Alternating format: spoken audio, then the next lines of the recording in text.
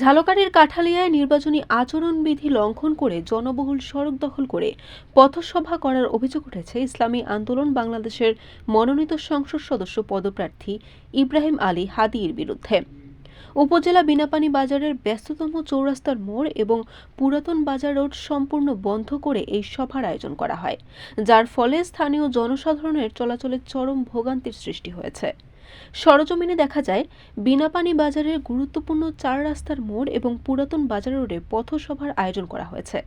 ব্যস্ততম এই সড়কটি দিয়ে নিয়মিত শত শত মানুষ ও যানবাহন চলাচল করে। জনবহুল এই স্থানটি দখল করে সভা করায় দীর্ঘ যানজটের সৃষ্টি হয় এবং সাধারণ পথচারীরা বিপাকে পড়েন।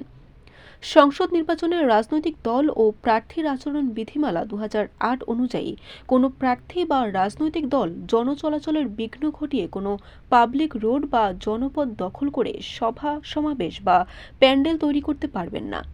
বিধিমালার 6 ধারা অনুযায়ী এটি দণ্ডনীয় অপরাধ। এছাড়া যে কোনো সভার অন্তত 24 ঘন্টা আগে স্থানীয় পুলিশ প্রশাসনের অনুমতি নেওয়া বাধ্যতামূলক।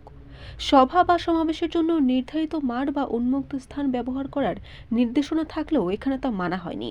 বাজারের মোড়ের মতো সংবেদনশীল স্থানে সভা করা নির্বাচন কমিশনের স্পষ্ট নির্দেশনার পরিপন্থী।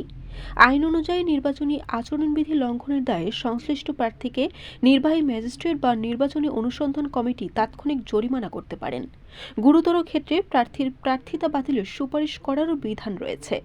স্থানীয় সচেতন মহল মনে করছেন, এ ধরনের কর্মকাণ্ড নির্বাচনের সুষ্ঠু পরিবেশকে বিঘ্নিত করে।